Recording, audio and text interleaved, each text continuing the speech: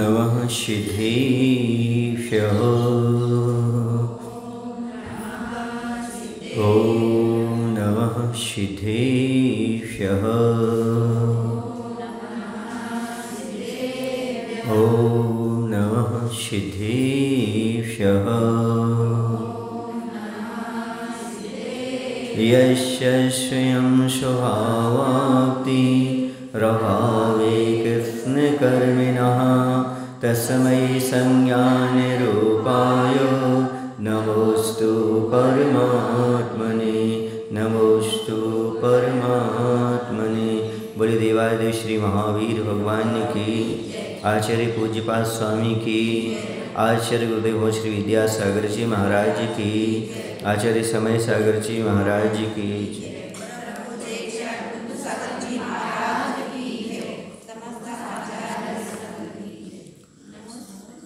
गुरु के उपदेश से अभ्यास करते हुए अपने स्वसंवेदन ज्ञान के माध्यम से स्व और पर के भेद को जानता है जो व्यक्ति, वह निरंतर मोक्ष सुख को जान रहा है, यानी मुक्ति का लाभ प्राप्त कर रहा है।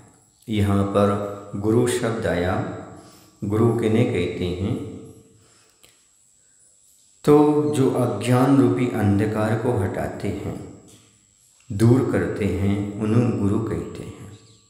हमारा अज्ञान रूपी अंधकार जिनके माध्यम से छट जाता है, दूर हो जाता है, वो गुरु होते हैं। और गा से होता है गंभीर, और ऊ से होता है उदार, और रा से होता है रहस्य, और ऊ से होता है उद्घाटक। ये 4 अक्षर हुए, गा ऊ रा ऊ। गंभीर, उदार और रहस्य उद्घाटक। गुरु ज्ञानी गुरु पारिखी, गुरु उदार गंभीर, रहस्य उद्घाटक गुरु, गुरु प्रभु की तस्वीर। गुरु कैसे होते हैं? गुरु ज्ञानी होते हैं, गुरु उदार होते हैं, गुरु गंभीर होते हैं, और हमारे जीवन के रहस्यों को उद्घाटन करने वाले होते हैं। हमारे अंदर बहुत सारे कलाएं, बहुत सारे गुण, बहुत सारी शक्तियाँ विद्यमान हैं। उस आत्मा की शक्ति आदि को जो उद्घाटित कर दें, उनका नाम गुरु होता है। और हमें अज्ञान अंधकार से निकाल करके जो प्रकाशित कर दें, उनका नाम गुरु होता है। ऐसे गुरु के उपदेश से और अभ्यास के बल से जो व्यक्ति आत्मानुभूति के द्वारा स्व और पर को जान लेता है, वह मोक्ष सुख को प्राप्त कर लेता है, ऐसा यहाँ पर कहा जा रहा है। अब आगे कहते हैं कि मोक्ष सुख के अनुभव के विषय में कौन गुरु होता है। अभी यहाँ तो हमने मान लिया कि आपने गुरु कहा, लेकिन जब मोक्ष सुख का अनुभव करेंगे तो वहाँ कौन गुरु रहेगा? तो सुनिएगा, व्यवहार में तो गुरु हैं, हम मान रहे हैं, पंच परमेश्वर गुरु के रूप में मानते हैं, किंतु जब आत्मा का ध्यान करेंगे, मोक्ष सुख को प्राप्त करेंगे, वहाँ कौन गुरु रहेगा? तो कहते हैं, सुनो, स्वस्मिन् सदभिलाषित्वा दभीष्ट ज्ञापकत्वतः स्वयं हितप्रियो कृत्वा दात्मैव गुरुरात्मनः।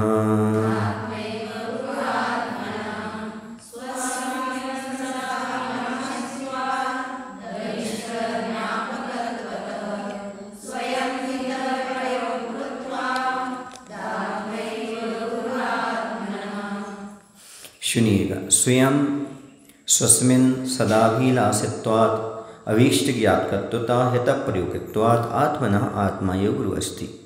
देखो, गुरु किसे कहते हैं? तो गुरु 3 काम करते हैं मुख्य रूप से। जो सत का, कल्याण का वांछक हो, यानी जो स्वयं कल्याण की इच्छा रखने वाला हो, सत को प्राप्त करने की इच्छा रखने वाला हो। दूसरा, चाहे हुए सदाभिलाषित्वात्, चाहे हुए हित के उपायों को जो बतलाता हो, है ना, यानी अभीष्ट ज्ञापकत्वता। अभीष्ट ज्ञापकत्वता माने चाहे हित के उपायों को बतलाता है। हित प्रयोगत्वा तथा हित में प्रवर्तक होता है, वह गुरु कहलाता है। जब आत्मना आत्मा गुरुअस्ति, और जब आत्मा स्वयं ही अपने सत की, कल्याण की, मोक्ष की अभिलाषा करता है, अपने द्वारा चाहिए मोक्ष सुख के उपायों को बतलाने वाला हो जाता है और स्वयं मोक्ष सुख के उपायों में अपने को प्रवृत्त करने वाला होता है, इसलिए आत्मा ही आत्मा का गुरु हो जाता है। क्या अर्थ हुआ? गुरु किसे कहते हैं? जो कल्याण की अभिलाषा पैदा करे। सबसे पहले हमें कल्याण करना है, ऐसी अंदर से अभिलाषा पैदा करें। दूसरी विशेषता है कल्याण का उपाय बताए, जो हमें कल्याण का मार्ग बताए, कल्याण का उपाय बताए। तीसरा है कल्याण मार्ग में लगाए। ये तीन कार्य जो करते हैं वो गुरु कहलाते हैं। समझ गए ना? और यदि आत्मा ही स्वयं कल्याण की वांछा करता है, स्वयं कल्याण के उपाय को करता है, जानता है, स्वयं कल्याण पर अग्रसर होता है, इसलिए यहाँ पर आत्मा ही आत्मा का गुरु होता है। समझे? गुरु कौन? जो कल्याण की इच्छा पैदा कर दे, कल्याण के अंदर से भावना पैदा कर दे, वांछा पैदा कर दे, जो स्वयं कल्याण के उपाय को बता दे कि आपके अंदर अभिलाषा पैदा करा दे, कल्याण का उपाय बता दे और कल्याण मार्ग में लगा दे। ये तीन गुण जिसके अंदर होते हैं, आचार्य पूज्यपाद स्वामी कहते हैं, उन्हें हम गुरु कहते हैं।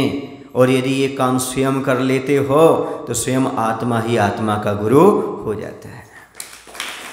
ये अध्यात्म है। कहने का तात्पर्य है व्यवहार से तो हमारे पंचगुरु होते हैं, ठीक है ना? पांचों परमेष्टि कैसे हमारे गुरु हैं, किंतु व्यवहार से जो हमने गुरु को स्वीकार किया है, उसके अलावा अंत में हमारा आत्मा ही आत्मा का गुरु रह जाता है। क्योंकि स्वयं को आत्मकल्याण की वांछा पैदा करना है, स्वयं को ही कल्याण के उपाय जानना है और स्वयं को ही कल्याण मार्ग में प्रवृत्त होना है। इसलिए निश्चय से अध्यात्म की दृष्टि से आत्मा ही आत्मा गुरु है और व्यवहार की दृष्टि से पंच परमेष्टि हमारे गुरु हैं। पंच परमेष्टि को गुरु मानते हुए फिर बाद में अपनी आत्मा को ही सब कुछ करना होता है। इसलिए अंत में आत्मे गुरु आत्मनः, आत्मा ही आत्मा का गुरु बनना चाहिए। जैसे गुरु ने आपको व्रत दे दिया, नियम दे दिया, अब निभाना किसको है? तो स्वयं का गुरु बनो ना।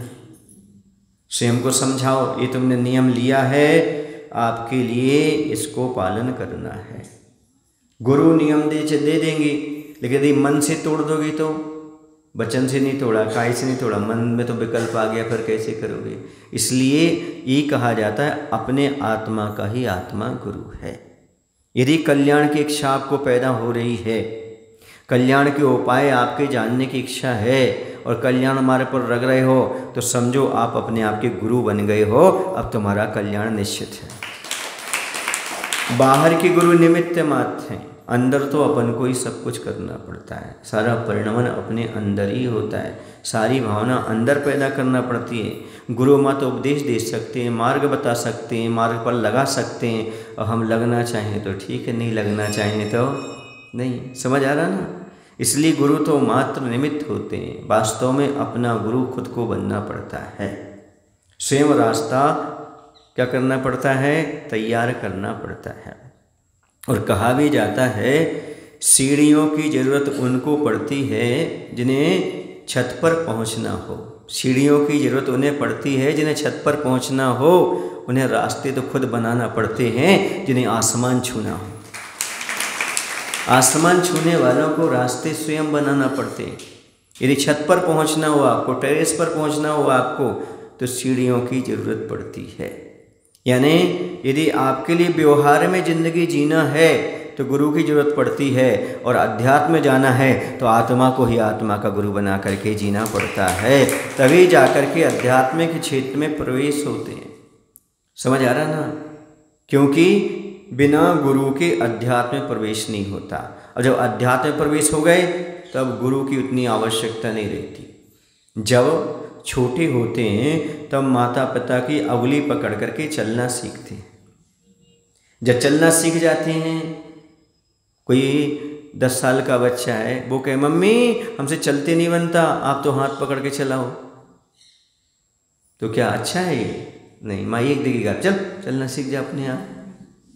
तो जैसे बचपन में माँ चलाना सिखाती है, खिलाना सिखाती है, नहाना सिखाती है, लेकिन बाद में ये सब क्रियाएं स्वयं को करना पड़ती हैं।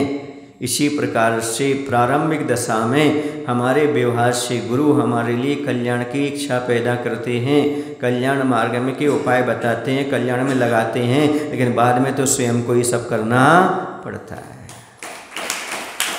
हर क्षण हल पर तुम्हारे पास गुरु नहीं रहेंगे, आपको स्वयं ही कुछ पैदा करना पड़ेगा। इसी प्रकार से आचार्य जी हम लोगों ने कहा, आचार्य जी आपने बहुत बड़ी कृपा की हम लोगों पर, जो हम लोगों को आपने दीक्षा प्रदान कर दी, मोक्ष मार्ग पर लगा दिया। तो आचार्य कहते मैंने क्या किया? तुमने भावना भाई, तुम्हारे लिए तत्व मिल गया, तुम आगे बढ़ गए। नहीं आचार्य आपका बहुत बड़ा उपकार है, आपने ही हमें सब कुछ किया है। तो फिर सबको क्यों नहीं कर दिया? आचार्य बोलते इतने जितने सब बैठे इन सबको क्यों नहीं कर दिया, तुम्ही को क्यों किया? समझ आ रहा ना? उनका कहना ये था, उपादान तुमने जगाया, निमित्त मात्र में हूँ, इतना ही मानो। इतना मानोगे तभी कल्याण कर सकते हो। सारे लोग कल्याण क्यों नहीं कर रहे? निमित्त तो मैं बैठा हूँ गुरु, लेकिन क्यों नहीं? क्योंकि स्वयं को भी तो कल्याण मार्ग पर लगाना है, स्वयं को भी तो अपने आप का गाइडेंस चाहिए ना। जब तक आत्मा नहीं बोले तब तक कोई बोलता रहे तो क्या होता है? मान लो कोई चीज़ की त्याग करवा दी और आत्मा बोल नहीं रहा है, तो त्याग पलेगा क्या? नहीं पलता। इसलिए मैं ज़बरदस्ती त्याग नहीं करवाता। क्यों नहीं करवाता? क्योंकि मुझे पता है ज़बरदस्ती त्याग में और स्वयं के त्याग में बहुत अंतर होता है। कितना त्याग होता है? जितनी दहेज में मिली टीवी में और स्वयं से पैसे से कमाई हुई टीवी में अंतर होता है। जो दहेज में टीवी मिलती ना, उसकी ज़्यादा कीमत नहीं होती, और जो स्वयं पैसों से कमाई जाती है उसकी ज़्यादा कीमत होती है। बच्चा कहता है पापा पापा वो टीवी बिगड़ गई। बोले कौन सी? बोले जो मामा ने दी थी। बोले कोई बात नहीं, वो टीवी बिगड़ गई। कौन सी? जो तो आप लाए थे। अरे कैसे बिगड़ गई? उसकी कीमत होती है, उसको सुधारने का प्रयास करते। समझ रहे ना? क्या मायना हुआ? मायना ही हुआ ज़बरदस्ती और फ्री में चीज़ मिल जाती है तो आदमी कीमत नहीं समझता, और मेहनत से पुरुषार्थ से स्वयं कमाई जाती है उसका बहुत महत्व होता है। इसी प्रकार से यहाँ पर कहा जा रहा है कि ज़बरदस्ती नियम नहीं दिए जाते, स्वेच्छा से लिए जाते, उसका अलग महत्व होता है। पत्नी भोजन बनाती है, रोटी जल जाती है तो 10 नखरे बताता है, और पट्ठा 3 दिन जब खुद रोटी बनाता है, रोटी खराब हो जाती है तो भी खा जाता है, कहता है बहुत अच्छी लग रही है, जली रोटी भी अच्छी लगती है उसकी। बोलो ना भाई, सही है? हाँ, महाराज आपको कैसे पता? हमको सब जानते हैं, क्योंकि वो अपने हाथ से बनाई है, जली हुई रोटी भी अच्छी लगती है, और सामने वाले ने बनाई है अच्छी रोटी भी है तो हाँ, क्योंकि पुरुषार्थ अलग होता है, अपनी मेहनत अलग होती है, कोई अपनी मेहनत को खोटा नहीं कह सकता। इसलिए मेहनत से जो हमने किया है उसका अलग ही होता है। ऐसी स्वेच्छा से जो धर्म को स्वीकार किया है उसका अलग ही महत्व होता है। नियम का पालन वही कर पाते हैं जो स्वेच्छा से नियम लेते हैं। दबाव में ज़बरदस्ती नियम लेने वाले बहुत 5% होंगे। हाँ, वो भी बाद में उनकी सद्बुद्धि आ जाएगी तो ही वो पालन कर पाएंगे, वरना वो तो ज़बरदस्ती दिया था, मैंने थोड़ी लिया था, वो तो महाराज जी की ज़बरदस्ती थी इसलिए कर लिया था, ऐसा बोलते हैं। इसलिए यहाँ पर क्या कहा जा रहा है? आत्मा ही आत्मा का गुरु बने, और अध्यात्म वास्तव में आत्मा ही आत्मा का गुरु बन करके काम करता है। व्यवहार में गुरु तो मात्र निमित्त हुआ करते। समझ आ रहा? अब चूंकि यहाँ आत्मा स्वयं ही कल्याण की वांछा कर रहा है, स्वयं कल्याण के उपाय जान रहा है और स्वयं कल्याण पथ पर अग्रसर होता है, इसलिए यह स्वयं अपना गुरु हो गया। समझ रहे ना? पर ध्यान रखना, ये कथन निश्चय की दृष्टि से है। किसकी दृष्टि से है? निश्चय नहीं से, व्यवहार की दृष्टि से तो पंच गुरु ही हमारे गुरु हैं, पंच परमेष्ठी हमारे गुरु हैं, आचार्य परमेष्ठी हमारे वर्तमान में परम गुरु हैं। समझ गए ना? ये अध्यात्म की दृष्टि से आत्मा ही आत्मा, वरना भी तुम कहने लगो ठीक है महाराज जी, जब आत्मा ही आत्मा है, गुरु है, तो अब गुरु की क्या ज़रूरत है? मैं अपन स्वयं स्वाध्याय कर लेंगे, स्वयं दीक्षा ले लेंगे, स्वयं मुनि बन जाएंगे, स्वयं बुद्ध बन जाएंगे, ऐसी बात नहीं कही जा रही। ये निश्चय में विचार करना है। कैसे विचार करना है? व्यवहार से तो गुरु को स्वीकार करना ही है, लेकिन गुरु ने जब तुम्हें सब कुछ कर दिया, पर उसके बाद आपको अंदर अंदर विचार करना है और स्वयं कल्याण की इच्छा पैदा करना है। माँ क्या कर सकती है? छोटा बच्चा होता ना छोटा सा, तो माँ गुट्टी पिलाती है। गुट्टी समझते हो? घोंट घोंट करके, वो जिसमें पावर होता है, अच्छा है ना, तो वो दूध में चम्मच में डाल देती है वो, है ना, और पट्ठा पीता नहीं, थोड़ी कड़वी सी लेती तो धीरे कर देता है ना। तो माँ क्या करती है? मुंह फाड़ती है और अंदर तक रख देती है। समझना, गटकना किसको पड़ता है? नहीं गटके तो बस कुंदुसार इतनी कर सकते हैं, आपके गले तक पहुंचा रखते हैं। अब आपको गटकना आपको पड़ेगा, बाकी अब आप जा रहे हो, आपको क्या करना। घोंट घोंट घोंट घोंट करके 4-4 महीने और यहाँ तक मुंह फाड़ फाड़ करके अंदर तक रख रहे हैं। अब तुम नहीं पियो तो तुम जानो, पियोगे तो तुम्हारा फायदा, और उल्टी कर दोगे तो बच्चा उल्टी कर देता है। बहुत कम बच्चे पीते हैं, हाँ? ऐसा।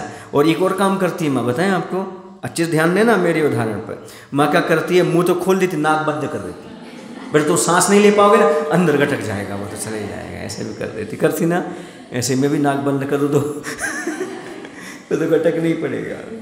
हाँ, तुम लोग तो उदाहरण मात्र करते हो, मैं तो उदाहरण को देखता भी हूँ, कैसा करते कैसे चलते, ऐसे करती माँ। करती कि नहीं करती? बिल्कुल परफेक्ट है ना। हाँ, तो ये मत समझना कि मैं माँ का काम नहीं करता। हाँ, गुरु माता के समान होते हैं, पिता के समान होते हैं। वो सब जानते हैं कैसे बच्चों को गुट्टी पिलाना पड़ती है, घोंट घोंट करके, क्योंकि आचार्य बंद ने हम लोग को भी गुट्टी पिलाई है। हम लोग को नाक बंद तो नहीं की हम लोग स्वेच्छा से पी गए। अब आप लोगों की दशा ऐसी है कि नाक बंद करने के बाद भी तुम ऐसे करते रहते, तो क्या करेंगे, उसके लिए बहुत कठिन होता है। तो गुरु क्या है ना, हमारे व्यवहार से गुरु हैं, निश्चय से तो आत्मा ही है। जैसी माँ बाहर से आपको औषधि पिला सकती है, लेकिन बच्चे को औषधि तो स्वयं पीना ही पड़ती है, आत्मसात तो स्वयं करना ही पड़ता है। वैसे ही हम उपदेश दे सकते, गुरु उपदेश दे सकते हैं, धारण करना नहीं करना आपके ऊपर डिपेंड करता है। समझ गए?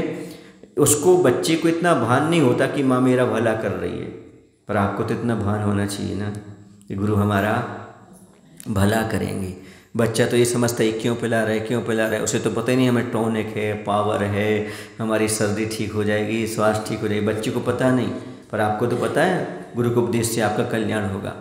हाँ, बच्चा तो नादान होता है, आप भी नादान हो क्या? तो आपको तो अभी तक समझ जाना चाहिए ना, गुट्टी पिलाते पिलाते। हाँ, कुछ तो कल्याण के मार्ग पर आगे बढ़ना चाहिए। अब आगे कहते हैं, यदि ऐसा है तो निश्चय दृष्टि से गुरु आदि की सेवा नहीं करना चाहिए। फिर आपने कहा ना, निश्चय दृष्टि से गुरु की सेवा नहीं करना चाहिए, क्योंकि हमें उनसे कुछ भी हासिल नहीं होता। सामने वाला कह रहा है जब हम ही को गुरु बनना है, हमें को कल्याण करना, हमें सब कुछ करना है, तो गुरु की क्या आवश्यकता है? गुरु की सेवा क्यों करें? तो सुनो, आगे कहते हैं, नागो विज्ञत्वमायाति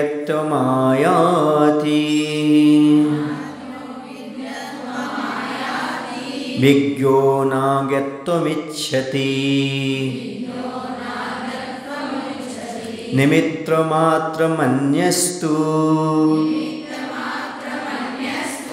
गतेर्धर्मास्ति कायव।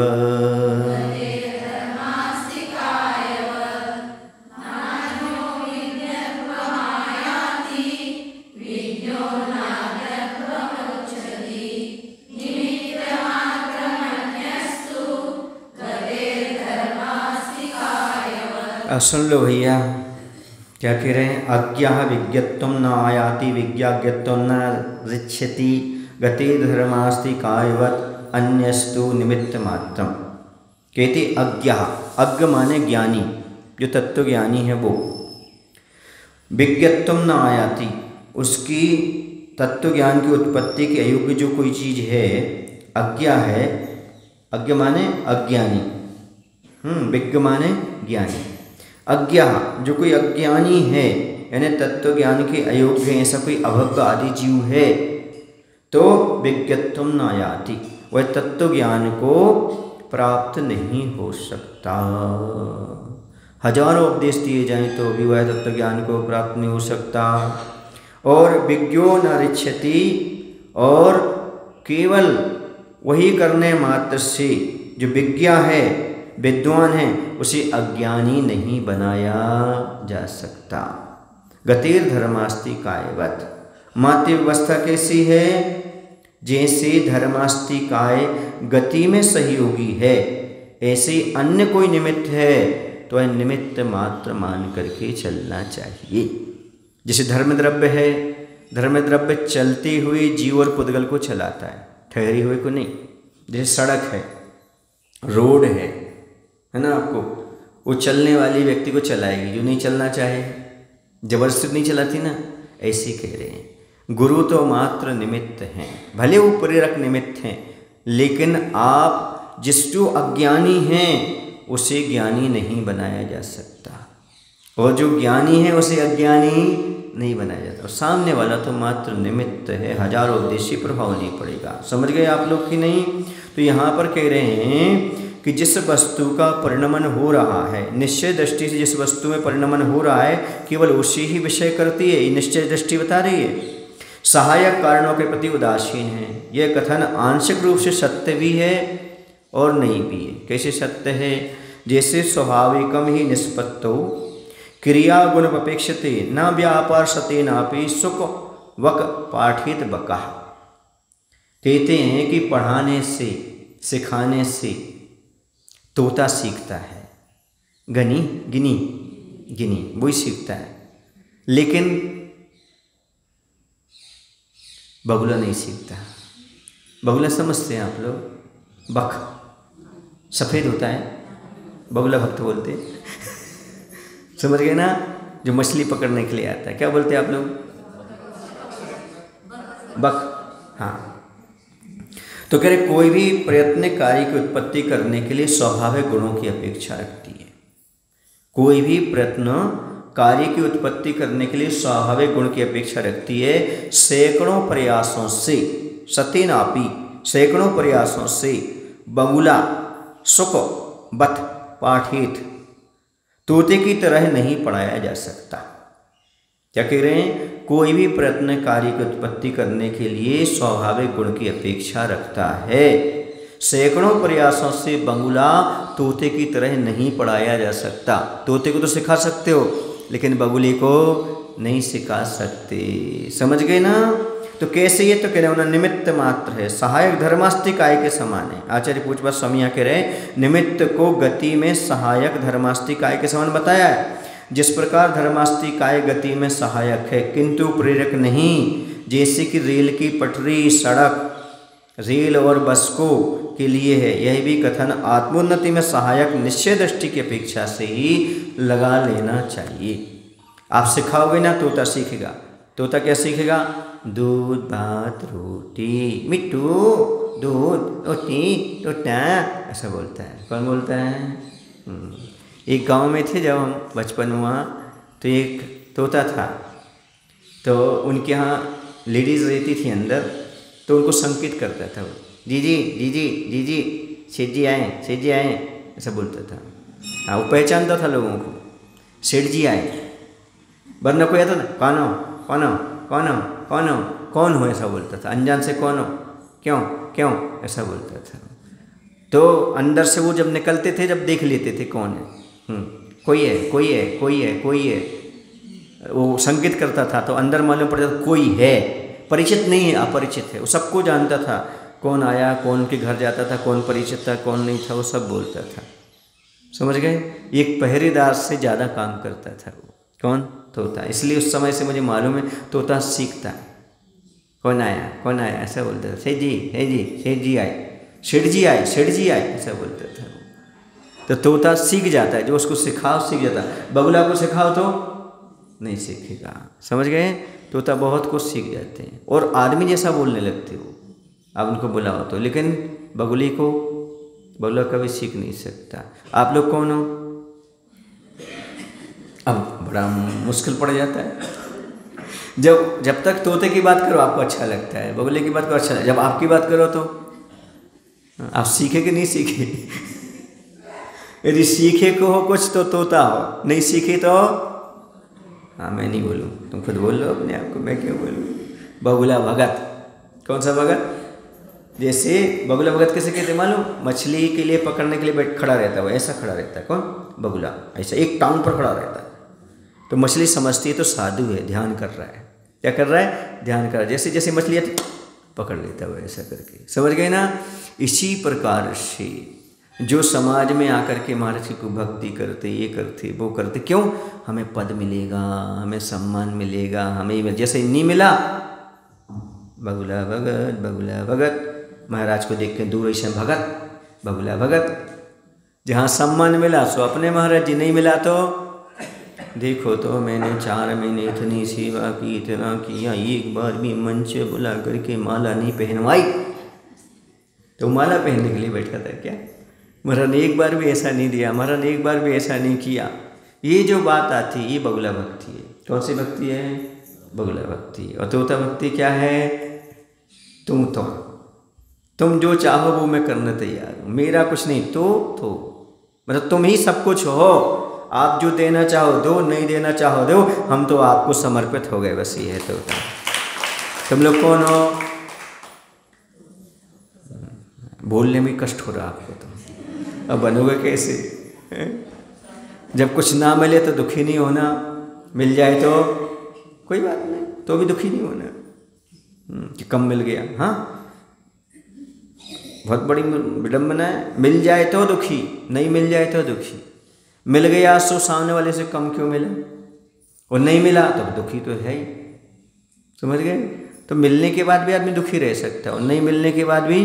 कल बोला था ना हमने, गुरु ने तुम्हें क्या, आपको ये गिला है गुरु और प्रभु से हमें कितना मिला है, हमें कम मिला है। हमें ये गिला है गुरु और प्रभु से हमें कम मिला है, पर जरा सोचो तो जितना आपको मिला है उतना कितनों को मिला है। इतना सोचोगे तो समझ में आ जाएगा, हमें बहुत मिला है, बहुत मिला है। समझ आ रहा? तो यहाँ पर कहा जा रहा है कि गुरु तो मात्र निमित्त हैं, हमें उपादान तो स्वयं जगाना पड़ेगा। गुरु का निमित्त कितनों को मिला? बहुत को मिला, लेकिन सभी क्या कल्याण कर गए? नहीं, तोता ही कर पाएगा। सीखने में तो तोता ही सीखेगा, ये निश्चित है, वही अपना कल्याण कर सकता है। अब यहाँ पर कहते हैं, शिष्य पूछता है कि भेद विज्ञान का अभ्यास कैसे किया जाए। गुरु की बात हो गई, आपने कहा था भेद विज्ञान, गुरु के बारे में चर्चा कर ली अपन ने। अब भेद विज्ञान क्या चीज़ है, भेद विज्ञान का अभ्यास कैसे करें, अर्थात आत्मा शरीर से पृथक है, ऐसा हम अभ्यास कैसे करें, कैसे जानें और कैसे अनुभव करें कि हमारी आत्मा पर पदार्थों से पृथक है। तो सुनिएगा क्या उपाय करना पड़ेगा। अवचित्त विक्षेप एकांते तत्व संस्थितः, संस्थिता नहीं, संस्थितः, संस्थिता नहीं, संस्थितः। देखो पुस्तक में था लिखा है संस्थितः, हाँ, संस्थिता नहीं, संस्थितः। जैसे आप लोग दूसरा काव्य पढ़ते ना भक्त हमारे का, पढ़ना दूसरा काव्य,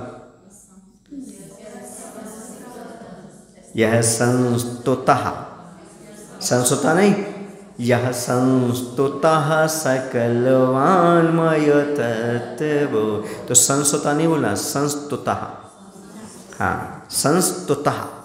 यहाँ संस्थितः, वहाँ ता है डबल, यहाँ एक था है एक ता है, सा नहीं है, सा पहले निकल गया। संस्थितः, संस्थितः, हाँ, थिता बोलना, संस्थिता नहीं बोलना, हाँ, गलती कर रहे थे इसलिए।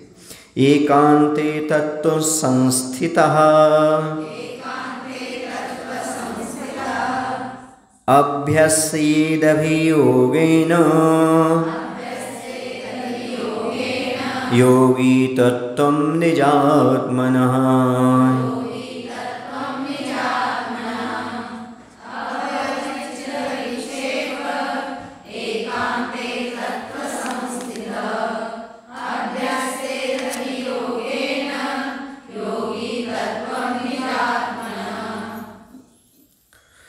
अवचित्त विक्षेपः, विक्षेपः, इसमें विसर्ग नहीं, विसर्ग होना चाहिए।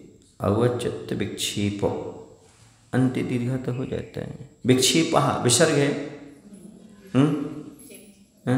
नहीं है।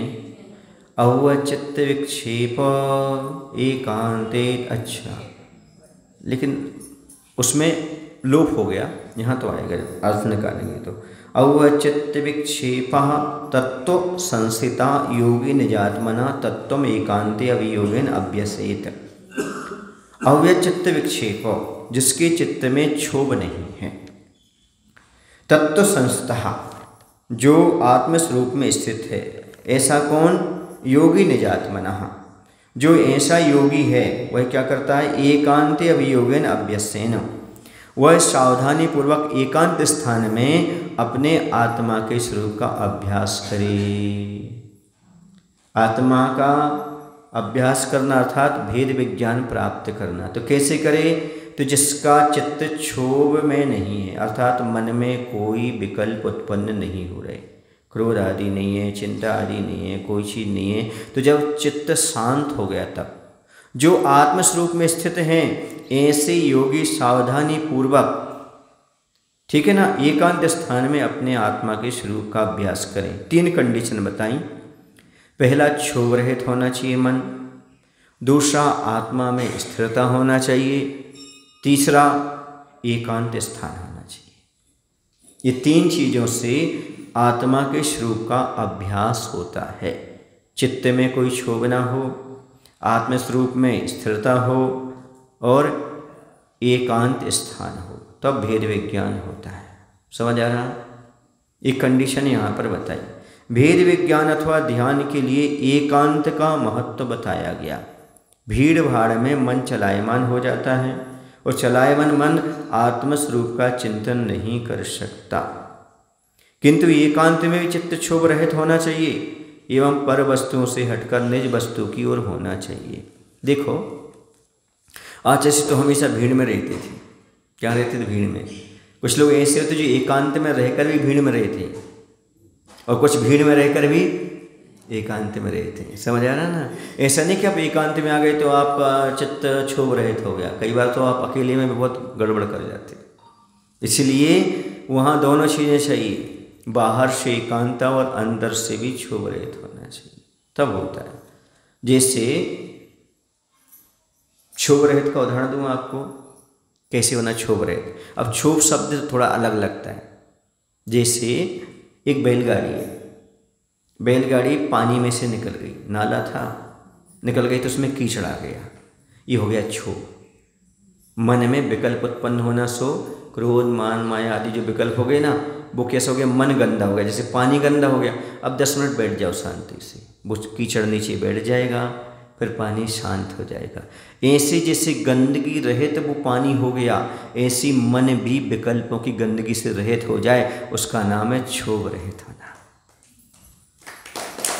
ऐसे क्षोभ रहित होना, फिर वो पानी स्थिर। अब उस पानी में क्या करोगे? नीचे जो कुछ भी चलेगा ना, जो भी जीव जंतु, वो सब दिखाई देगा। यदि उसमें मटमैला पानी है, गंदा पानी है, तो उसके आर पार नहीं देखा जा सकता, और स्वच्छ तो देखा जा सकता। ऐसे ही जब मन में कोई विकल्प नहीं, क्षोभ नहीं, तब आत्मा का दर्शन होता है। फिर आत्मा में स्थिरता होगी, और कैसा चाहिए? फिर कोलाहल नहीं चाहिए, फिर कोई तरंगे नहीं चाहिए पानी में, तब जाकर के स्वच्छ रहेगा। ये भेद विज्ञान का असर। इसलिए आचार्य जी शहर छोड़ करके हमेशा क्षेत्रों पर, जंगलों में जाकर के चातुर्मास और साधना किया करते थे, क्योंकि वहाँ पर एकांत स्थान होता है। वैसे सदलगा एकांत ही है समझ गए ना? यहाँ जंगल में जाने की जरूरत नहीं है। यहाँ पर जो कलवस्ती है, यहाँ एकांत है। तुम्हारे भवन में जाओ, वहाँ भी एकांत है। समझ गए ना? एकांत स्थान है। यहाँ पर कोई कोलाहल नहीं, वाहन आहन का आना नहीं, चिल्लाने वालों की आवाज़ नहीं, शांति का वातावरण रहता है, एकांत। समझ गए? भेद विज्ञान के लिए अच्छी जगह है। ताली क्यों बजा रहे हो? आप करते हो क्या? आप करते हो तो आप नहीं महाराज, आप लोगों के लिए तो अच्छा है, अच्छा स्थान है। समझ गए? तो ये मन में क्षोभ उत्पन्न ना हो, आत्मा में स्थिरता हो, और समाज भी अनुकूल बनी रहे। समाज के माध्यम से ही विकल्प पैदा ना हो। समझ गए? समाज में ये भी विशेषता रखना चाहिए कि समाज की बातें समाज तक रहें, महाराज तक ना पहुंचना चाहिए। नहीं पहुंची तो महाराज भी निर्विकल्प रहते हैं। और समस्या आती है, आपस में जितनी निपट सब निपटा लो, महाराज के पास ले जाने की जरूरत नहीं है। समझ आ रहा है ना? तो बहुत अच्छा रहता है।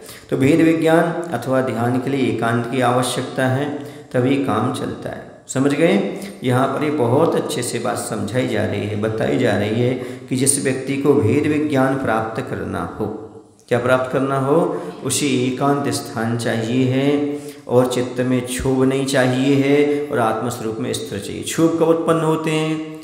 जब परिग्रह और परिचित होते हैं। क्या? या तो परिचित से होगा या परिग्रह से होगा। अब किसी से परिचित नहीं, कोई परिग्रह नहीं, क्षोभ की कोई बात ही नहीं। क्षोभ पैदा होगा या तो परिचित से होगा या परिग्रह से होगा। मान लो परिचित ने कुछ गड़बड़ किया, परिचित का कुछ गड़बड़ हुआ तो क्षोभ आया। ये जो परिग्रह है वो कम बेस हो गया तो क्षोभ आ गया। और जो परिग्रह और परिचित से दूर हैं, परिचित का अर्थ ऐसा नहीं कि आप कुछ जाने ना, परिचय का अर्थ है घुलना मिलना बहुत ज़्यादा, उनके बिना रह नहीं पाना, ये नहीं होना, वो नहीं होना, ये सब ये चीज़ें नहीं। कोई आ जाए कोई चला जाए कोई मतलब नहीं, दर्पण के समान, दिख गए तो दिख गए, चले गए तो चले गए। दर्पण में आती है ना चीज़, सामने आई दिख गई चली गई चली गई। ऐसे ही सामने साधु के सामने होना चाहिए। कोई आ गया ओम शांति, चले गए ओम शांति, कोई विकल्प नहीं है उसके बाद, क्योंकि पहले परिचित होता है, फिर वो परिचित चित्त में आता है, फिर चिपक जाता है। तो वैसा नहीं होना चाहिए। परिचित होने के बाद चित्त में नहीं चिपकना चाहिए, तो विकल्प नहीं होगा। चित्त में चिपका सो विकल्प हो गया, वो क्यों नहीं आया, वैसा क्यों है, वैसा क्यों है, ये आता है तो फिर क्या हो जाती है, वो क्षोभ उत्पन्न हो जाता है। वो नहीं आता तो क्षोभ आता है, ये क्यों नहीं आ रहा, ऐसा क्यों नहीं हो रहा, वैसा क्यों नहीं हो रहा, समझिए हम कैसे करेंगे, हमारा क्या होगा, ये होगा वो होगा। पिछले साल आपने देखा होगा पिछले साल कितना क्षोभ होता था इन सब चीज़ों को लेकर के क्षोभ होता है। और यदि हमें कोई विकल्प नहीं है तो क्या का क्षोभ, जैसे है ठीक है, नहीं है ठीक है, चलता रहता है ऐसा। अध्यात्म की कवि क्षोभ उत्पन्न करती है, और अध्यात्म यदि पर्याप्त है तो क्षोभ उत्पन्न होने वाला नहीं है, क्षोभ कभी पैदा नहीं होता। अध्यात्म की कमी से होता है। जब हमें पता है कि ये सारे कोई साथी संगी नहीं है, संसार में आत्मा ही हमारा कल्याण करने वाला, आत्मा ही आत्मा का गुरु है, सारी बातें स्पष्ट करके आए हैं, फिर आत्मा को आत्मा गुरु बनाने में क्या दिक्कत है आपको? बाहर से गुरु बना लिया, बाहर से गुरु बन गए, सब कुछ हो गया, उन्होंने शिक्षा दीक्षा सब कुछ दे करके तुम्हें पूर्ण बना दिया। अब क्या करना चाहिए? आत्मा को ही आत्मा का गुरु बना करके अपना आत्म कल्याण करना चाहिए। हमेशा कोई भी तुम्हारा साथ देने वाला नहीं है, और गुरु साथ में भी आपके पास भी रहे तो जरूरी नहीं है कि आपके परिणामों में निर्मलता ही आए और आप सतर्क ही बने रहो। बोलो भाई, गलत कह रहे क्या? जब मरीचि का जीव इतने अच्छे गुरु के पास जा कर के चला गया, आदिनाथ जैसे त्रिलोकीनाथ के सामने से समोसठ से उठ के चला गया पट्टा, बोलो ना, और जाकर 363 मत चला गया वो, पर बाद वाले महावीर भगवान बन गए, बात अलग है। लेकिन उस समय तो हुआ कि नहीं हुआ? तो ऐसा कोई जरूरी नहीं है कि सामने गुरु है तभी कल्याण हो। गुरु तो मात्र निमित्त है, अंदर की भावना पैदा करना चाहिए। एकलव्य के बारे में नहीं सुना आपने? एकलव्य ने कैसे धनुर्विद्या सीखी थी? गुरु ने तो उसको ठुकरा दिया था। क्यों?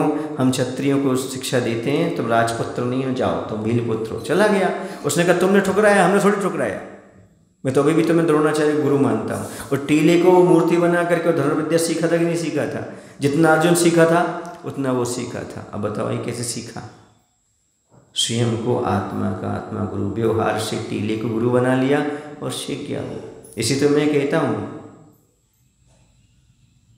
आस्था के नाम पर भव्य और आचरण के नाम पर सभ्य हो गया। आस्था के नाम पर भव्य और आचरण के नाम पर सभ्य हो गया। गुरुदेव तुम्हारी भक्ति से ये भक्त एकलव्य हो गया। गुरुदेव तुम्हारी भक्ति से भक्त एकलव्य हो गया। अब तुम प्रत्यक्ष दर्शन दो या ना दो, हम तो तुम्हारे चरणों में जीवन भर के लिए समर्पित हो गए। मैं तो अब जीवन भर आपके चरणों में समर्पित हो गया। समझ आया ना? तो धनुर्विद्या गुरु सामने खड़े होकर सिखाए तब नहीं सीखते, ऐसा कोई नियम नहीं है। टीले के सामने भी सीखा जा सकता है। ऐसी आस्था श्रद्धा सिखाती है। गुरु के प्रति जो हमारी श्रद्धा है, जो हमारी लगन है निज की, वो हमें सारा कार्य कराती रहती है। समझ आ रहा है आपको? इसलिए क्या बनने की कोशिश करो? एकलव्य बनने की कोशिश करो। क्या बनो? एकलव्य। एक लक्ष्य हो, एकलव्य हो। तभी काम बनेगा। आस्था बना के रखो, लक्ष्य पर ध्यान दो और गुरु को अपना ध्यान का विषय बना के काम करते जाओ, तभी काम होगा। बोले महावीर भगवान की जय। आचार्य गुरुदेव श्री विद्यासागर जी महाराज की जय।